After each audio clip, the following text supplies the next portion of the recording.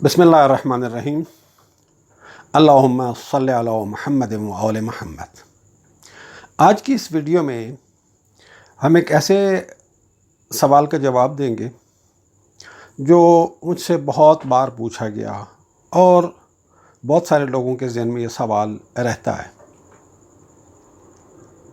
सवाल ये है कि जब अल्लाह ताला ने सूरह नूर की आयत नंबर 26 में ये फ़ैसला कर दिया कि नापाक औरतें नापाक मर्दों के लिए हैं और नापाक मर्द नापाक औरतों के लिए हैं, पाक औरतें पाक मर्दों के लिए हैं और पाक मर्द पाक औरतों के लिए हैं, तो फिर फ़िरऔन जैसे नापाक मर्द की बीवी हज़रत आसिया जैसी पाकीज़ा औरत कैसे हो सकती है?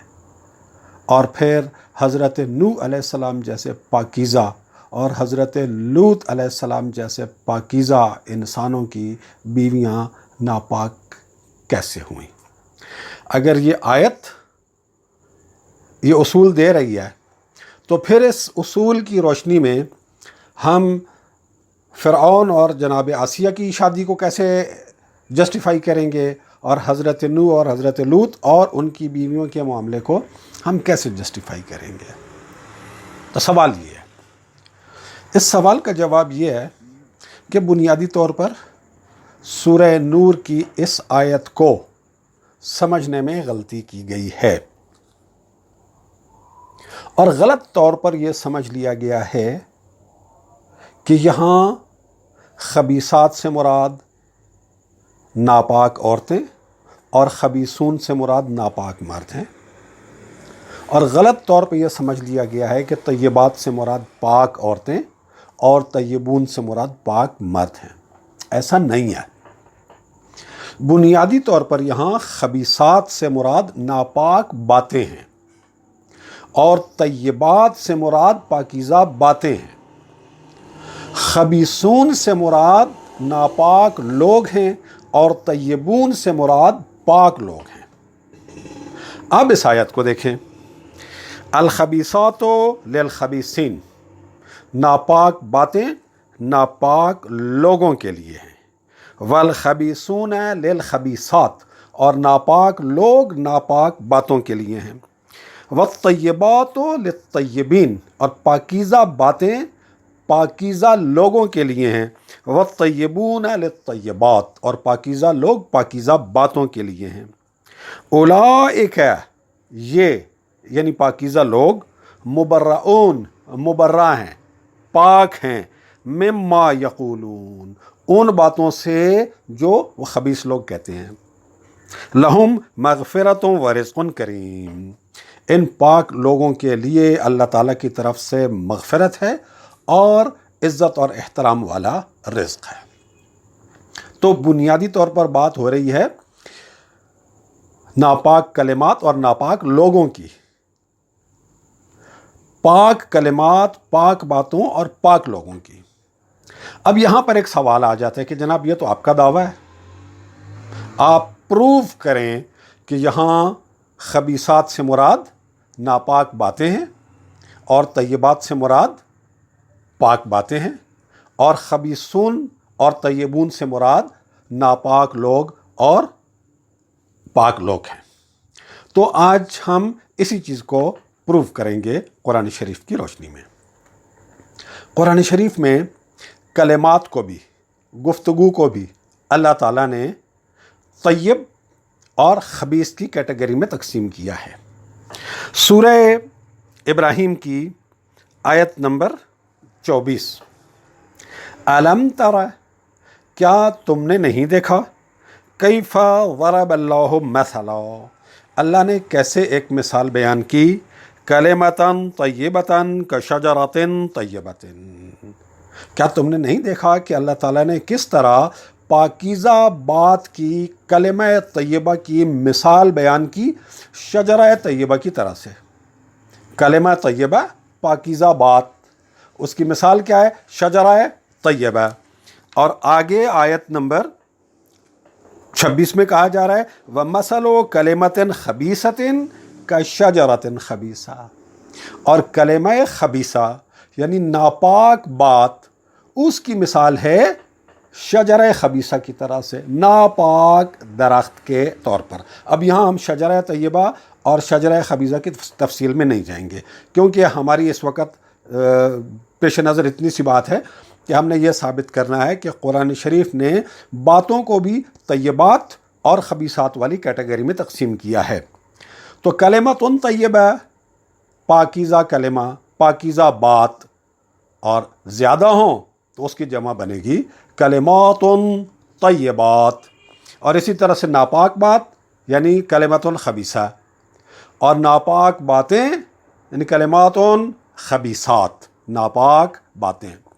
تو قرآن شریف سے یہ تو طے ہو گیا سورہ ابراہیم کی آیت نمبر 24-26 سے کہ اللہ تعالیٰ نے کچھ باتوں کو پاکیزہ کہا ہے اور کچھ باتوں کو ناپاک کہا ہے۔ باتوں کی بھی دو کیٹیگریز ہیں، پاکیزہ باتیں کلمات طیبات، ناپاک باتیں کلمات خبیثات۔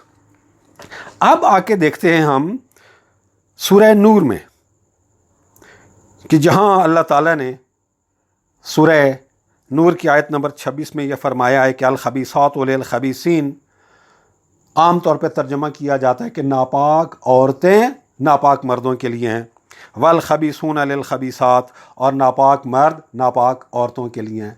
ہم اس کا ترجمہ کرتے ہیں کہ ناپاک باتیں ناپاک لوگوں کے لیے ہیں، ناپاک لوگ ناپاک باتوں کے لیے ہیں، پاکیزہ باتیں پاکیزہ لوگوں کے لیے ہیں، پاکیزہ لوگ پاکیزہ باتوں کے لیے۔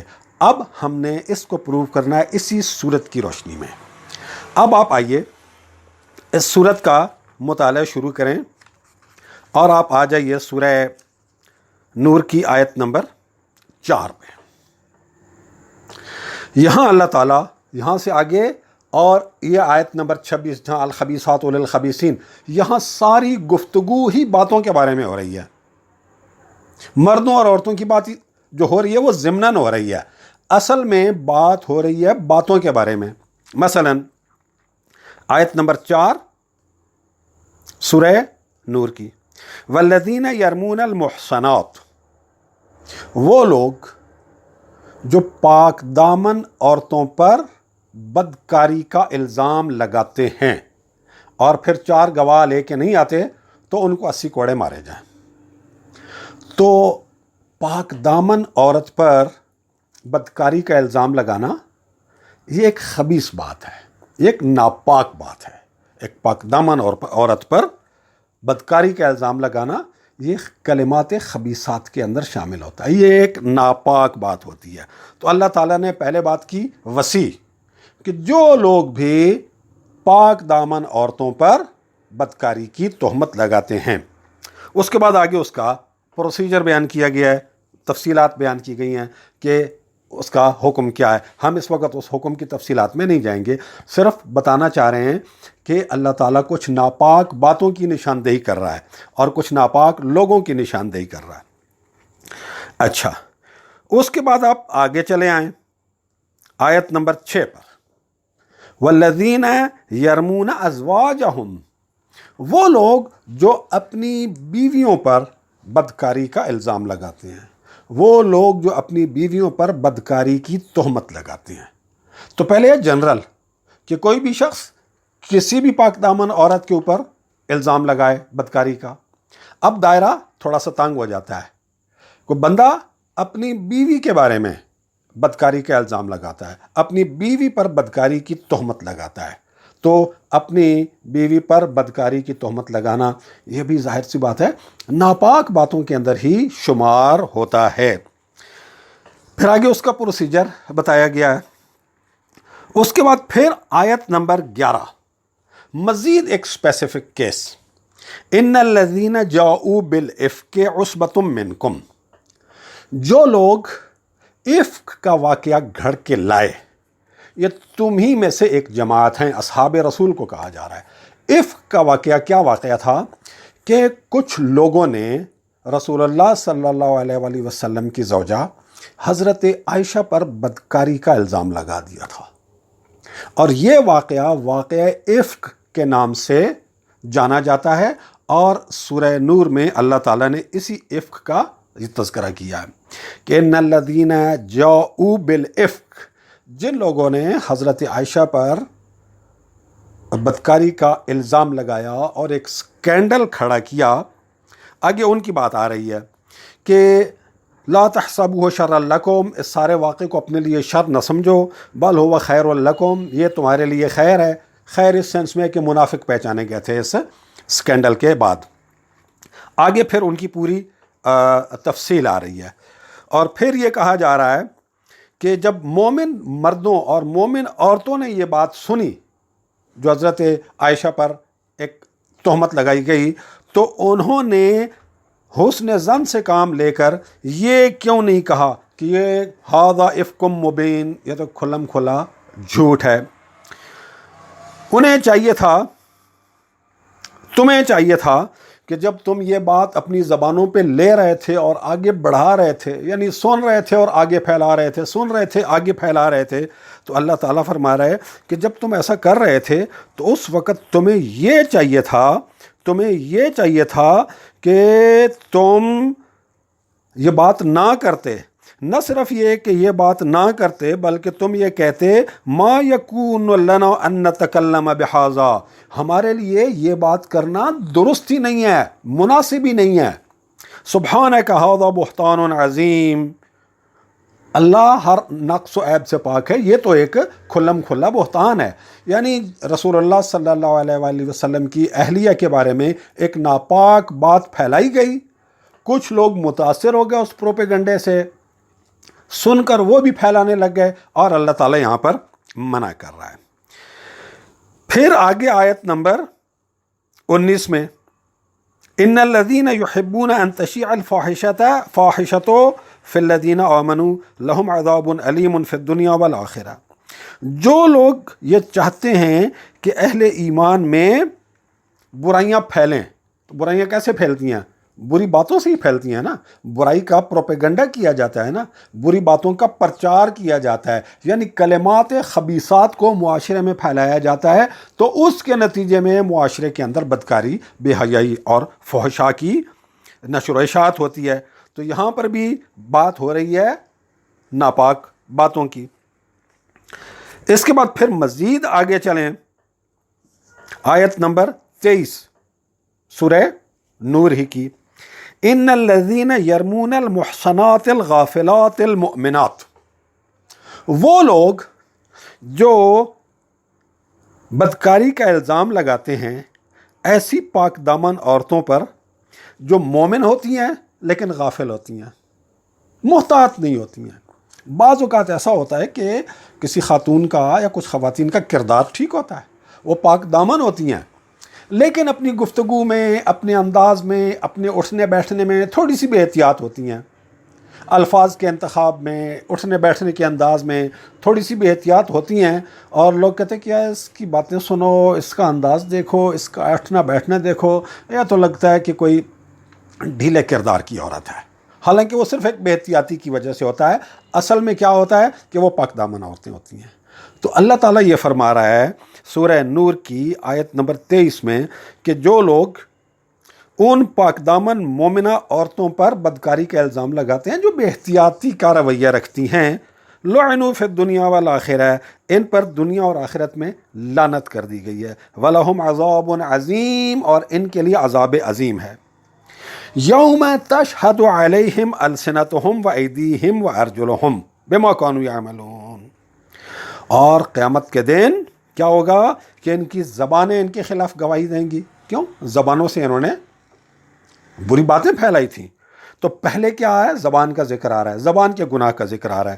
وایدیہم، ہاتھ بھی گواہی دیں گے، وارجلہم، ان کے پاؤں بھی گواہی دیں گے، جو کچھ یہ کرتے تھے اس کے بارے میں۔ یومئذ، اس دن، یوفیہم اللہ دینہم الحق، اس دن اللہ تعالیٰ ان کا جو بھی کیا دھرا ہوگا اس کا پورا پورا اجر انہیں دے دے گا۔ وَيَعْلَمُونَ أَنَّ اللَّهَ هُوَ الْحَقُّ الْمُبِينُ، اور انہیں پتہ چل جائے گا کہ اللہ تعالیٰ حق ہے اور حق کو اشکار کرنے والا ہے۔